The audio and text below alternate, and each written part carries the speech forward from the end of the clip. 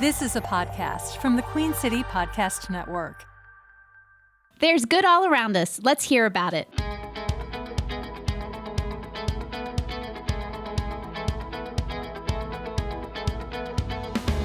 Welcome to Do Good Charlotte on the Queen City Podcast Network. I'm Pamela Escobar. In each Do Good Charlotte podcast, you will find out who's helping, who could use a helping hand, and just how you can spread around your own good. Today, we're talking to the Teaching Fellows Institute. Their purpose is to engage, honor, and inspire the Charlotte area's outstanding teachers to promote the engaged retention of these outstanding educators in the profession. We're joined today by Barbara Caldwell, the Executive Director, and Robin Nelson, a TFI Fellow and the President of the Alumni Advisory Council. Welcome to Do Good Charlotte. Thank you. Thank you. So, Barbara, we're going to start with you. Tell me what the Teaching Fellows Institute is. Well, we are an organization, as you mentioned, that works to retain outstanding teachers in education. Back in the 2004-2005 time period, many educators and philanthropists in the Charlotte area came together recognizing that we were losing teachers that in the profession in the area of 3 to 5 years out. And they wanted to work to retain those teachers in the profession because it is such an expense to lose that sort of talent, both in terms of money and lost educational opportunities for students. So at that point in time, headmasters and principals from CMS and area independent schools, as well as the McCall Family Foundation, came together to start the Teaching Fellows Institute. Awesome. So yeah, teachers, it's a hard job. And we want them to, once they've gained all these skills, you don't want them to leave and take those skills to another profession. So that makes a lot of sense. Robin, when you started, how did you get involved with them? Okay, well, the process involves completing an application. You can be recommended by your principal or you can self-apply. And so I just saw an email one day and I applied. I self-applied. Did get a recommendation from my principal and 2 other recommendation letters as well. And you write an essay and submit it, and then the board of directors reviews those applications, and I was accepted. At that point of your career, how far along were you? How long had you been a teacher? I had only been a teacher 4 years at that point, so I was considered a newbie. A newbie? Yes. And what were the benefits? I mean, when you applied, you didn't know what I'm guessing you figured it was a good organization, but what have been the benefits? The professional development has been tremendous. Well, I work for CMS, and so the professional development that TFI offers is cutting edge. There are things that I've learned that you don't get in CMS. So I would say the professional development, the camaraderie between other teachers, meeting and fellowshipping with teachers that are in public schools and also independent schools and all over the city. So that has just been tremendous. It's been a great outlet. Yeah. So what do you teach? I teach entrepreneurship at West Charlotte High School. So high school students, Yes. Or is it mostly juniors and seniors? No, 9th through 12. Oh, everybody Yes. gets to do it. Yes. Have you always been teaching that? No, I started out teaching computer applications, and then I taught principles of business. I've taught financial planning, and now I think they figured out this is my niche. Yeah. So I've been teaching entrepreneurship now for about 5 years. What would you say as a teacher when you were that newbie was the biggest challenge for you in the beginning? The biggest challenge was nobody wanted to help me. You meaning your peers, your principal, your because I was administration? new, it was almost like I had to go through an initiation. And I would say that was the biggest challenge. And just the trust, building trust not only with the students, but building trust with the adults. Yeah. So when I hear that, then that means obviously the fellowship, what you're saying, meeting these other teachers from all over. It doesn't have to be at your school, but to have someone to bounce ideas off to figure out. Yeah. Yes, that has been tremendous for me. I've just made some great friends and developed good relationships. So, yeah. Yeah. So much so that you're still involved. Yes. Yeah. Yes. So, I've been to just about all of the PDs. So, That's professional development. yeah, professional development and all of the different events. We have events also. And so I've stayed involved and to the point where I wanted to be more involved in leadership. And so that's another aspect of teaching fellows. It helps you to develop your leadership skills. Yeah. And so I think I've done that because it has helped me at my school, where I've been more in leadership in the last couple of years. Well, and I think that's important for teachers because a lot of times, there's that administrative path, but that doesn't mean you get to teach I mean, when you get there, you don't necessarily get to teach anymore. And so leadership, if you go that way, takes you away from the classroom. So this is a way that you get to still teach and still be a leader. Although I would argue all teachers are leaders in the classroom because you're the boss. I mean, they're if you're doing it right, they're paying attention to everything that you're saying and benefiting from that. Right. So you have professional development. How hard is it to get into this? I mean, how do these teachers who are finding you? I mean, you got a great one right here.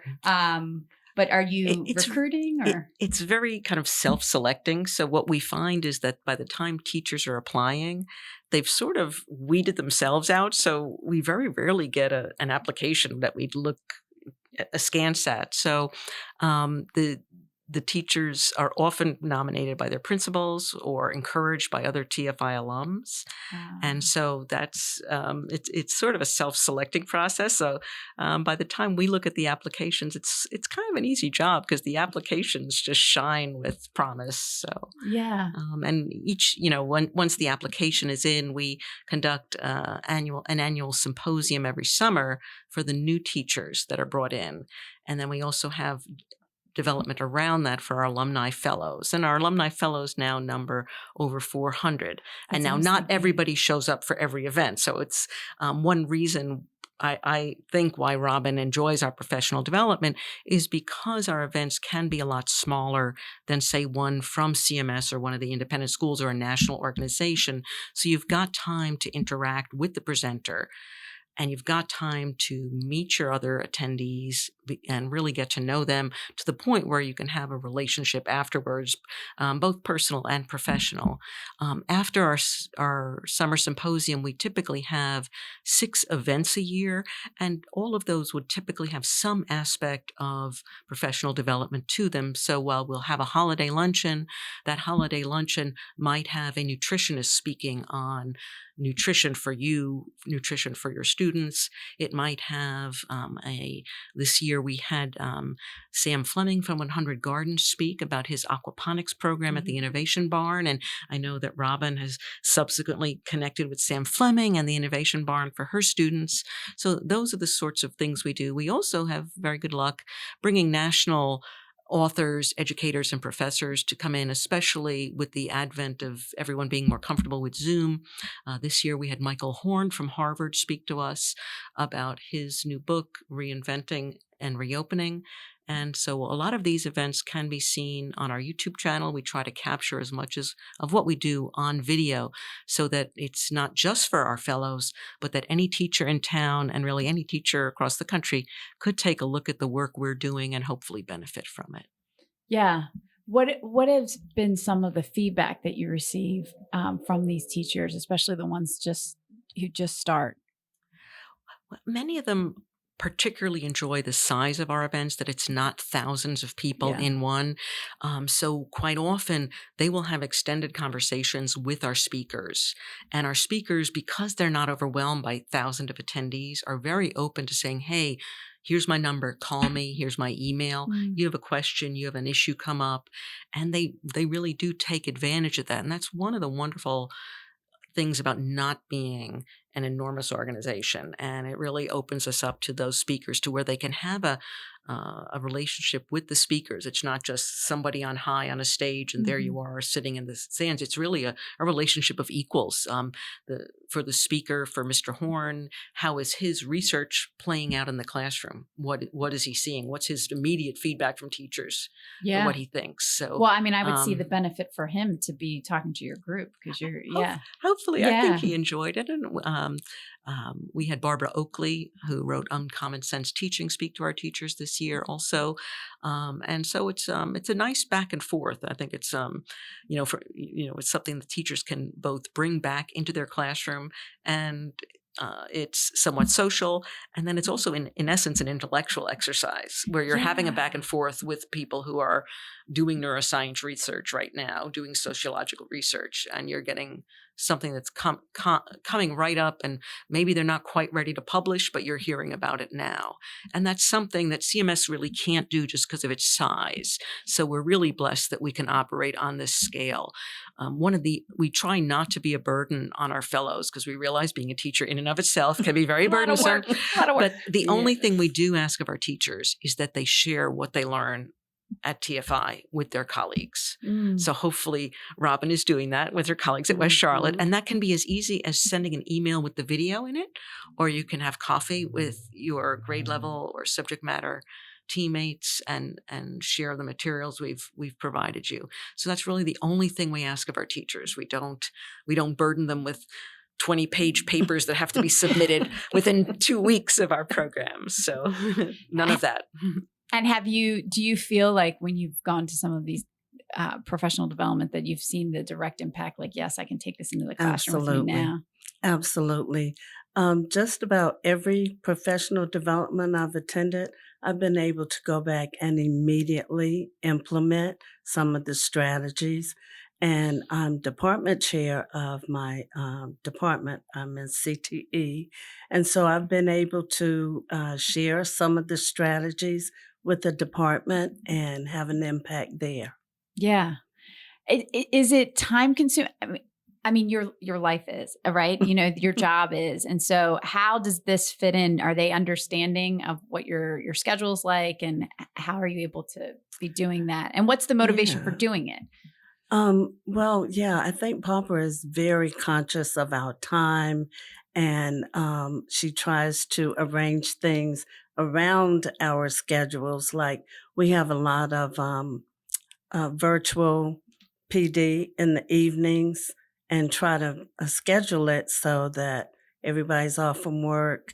Maybe it's just before dinner or right after dinner, so that everybody has an opportunity to participate. It's doable. Yeah, it is. She makes it that way, so that's good. Do you, when you think about your relationships and friendships, are there people that were with you when you were that newbie that you're still friendly with now today? Oh yeah, in each class, it's like you become a family. Yeah. So 2011. I think that was the year Cheryl was 2011. So, and now she's principal at a private school. She was a teacher at the time I met her.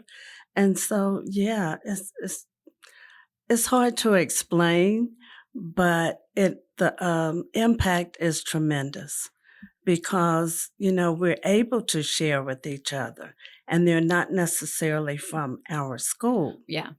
So the that politics of that, you can keep at the side. So their goal is to retain great educators. Mm-hmm. Do you think that you would have stayed in the profession if you didn't do TFI? No. Wow, that was fast. Well, it is. That's true, because it's hard. It's hard work. But when you think about what your passion is and your mission in life, that's why I do it.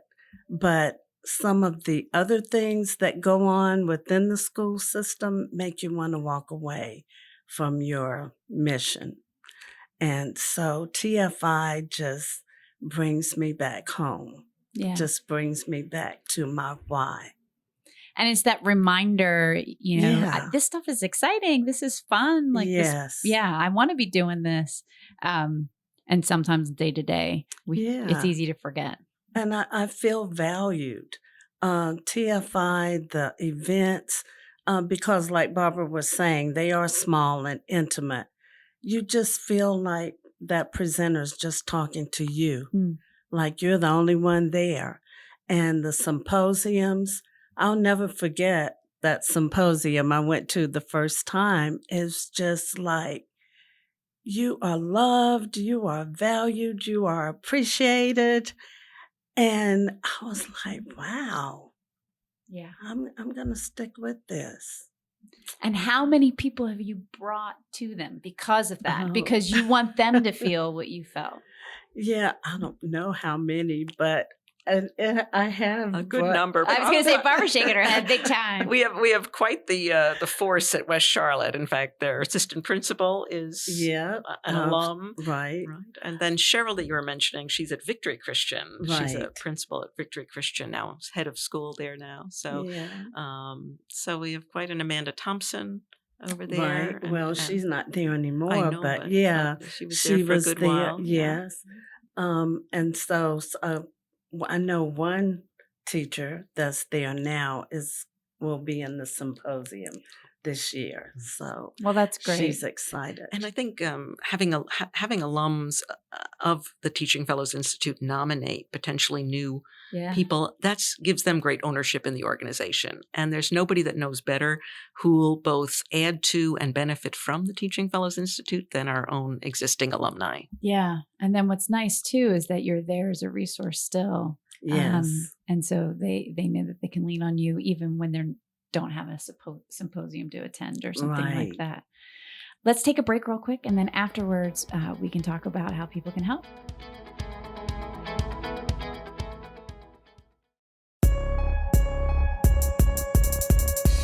Where do you turn to stay in touch with the city around you?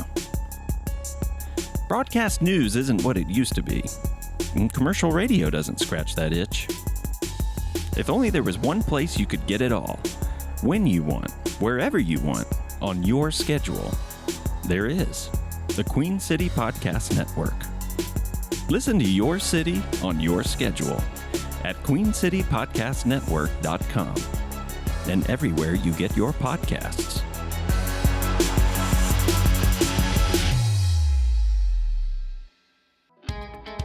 So you have a symposium coming up in August. Tell me a little bit about that. Yes, it starts July 31st and goes through that week, first week of August. And we are starting out with a day of leadership information for our teachers. And Terry Reeves of Empower Health America will be speaking about training for life and work. And then we'll move into 2 full days of discussion with Andrew Watson from the organization called Learning in the Brain. And he'll be speaking about the amazing science of attention and your working memory. And this is an area that's become pretty important lately, particularly after the time of COVID, with more people going on screens and then just our 21st century life in general, where more and more students are spending more and more time in front of screens and the effect that might have on working memory and attention. So we're really taking a look at that this year and how our teachers can implement this new research in their classrooms for their students and their students' well-being. And understanding them. So this symposium, is it open to anybody? How do I get, if I want to go, can I go? It's not for me? Is it just for my teachers in my life? It's just it's just for our alumni fellows and our class of 2023. However, our time with Andrew Watson will be filmed and it will be up on our YouTube channel. So if you go to the YouTube site and you put in Teaching Fellows Institute, our website, our web page our YouTube channel will pop up, and you'll see we have well over 100 videos there capturing a significant portion of our professional development over the last decade. And so anyone can watch that. And we have over 1,000 subscribers and thousands of minutes watched a month and hundreds of views every week. So while you can't come to the symposium, we'd love for you to watch it on our YouTube channel and comment. when you do, to let us know what you think. So yeah, no, I think that's great. It's also a great resource for teachers who are not part of the organization after the fact to watch and get a sense of maybe why they want to join your organization. So if I'm interested in learning more about the Teaching Fellows Institute, where do I go? So the best place to start would be our website, www.teachingfellowsinstitute.org.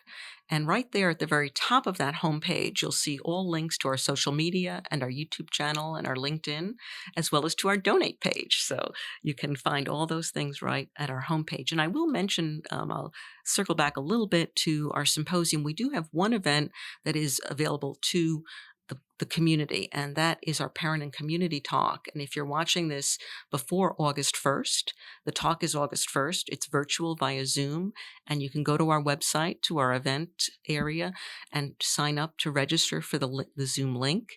If you're watching after August 1st, you can keep an eye on our YouTube channel, and the recording of that parent and community talk with Mr. Watson will be there. And Mr. Watson will focus that talk on how parents and caregivers can take the current science on attention and working memory and use it to the benefit of the children in their care. Yeah, I think it's really important, that partnership between home and classroom and teachers and parents. And so it's nice to know that you guys are thinking about that too, and understanding that this research, we can work together and try to help our kids. So that's great. So we'll look at your YouTube channel, or I can try to sign up and see that. And on the donate page, when people are donating, what is that money going to? The money is going directly to professional development for our teachers and for the organization surrounding that and the planning of it and the venues for it. Okay. So, for example, sometimes we will have events at the Whitehead Manor, and so they have a nonprofit fee there, and so their donations would go to that. Right. All this organizing, all these events, nothing's free in life. Good stuff. You got to pay for it. And so, but I really appreciate the mission. To hear Robin say that it's kept you in the profession. Those students are so lucky. They're so lucky that you have this, because you're doing the great work that you're doing every day. And I think teachers are so important. And if we can support them, I'm very, very grateful for your mission and what you do. Is there anything else that you want to tell people about your organization that I didn't ask? If you have any teachers in your life that you think would both gain from and add to the Teaching Fellows Institute, please give them our website address and have them contact me, and we'd love to talk to them about participating in the future. Yeah, Robin, you've definitely done that. Yes, I have, and I continue to do that. It's an easy sell. It is. I mean, it's just done so much for me and for my students, because I'm able to take back what I'm learning and share it with them, and they're benefiting as well. Wonderful. Well, thank you both for being here. Do you know anybody that is doing great work like Barbara and Robin that should be on the podcast? Tell me about someone or a nonprofit organization that should be heard on Do Good Charlotte. Reach out to me, Pamela Escobar, on social media. I'm Reporter Pam on Facebook, Instagram, and Twitter. Or go to the Queen City Podcast Network page and fill out the contact form for Do Good Charlotte. A big thanks to Share Charlotte, who connected us with the Teaching Fellows Institute. Make sure you use the hashtag DoGoodCLT and head to sharecharlotte.org to find nonprofits looking for your help. There's good all around us. Let's hear about it.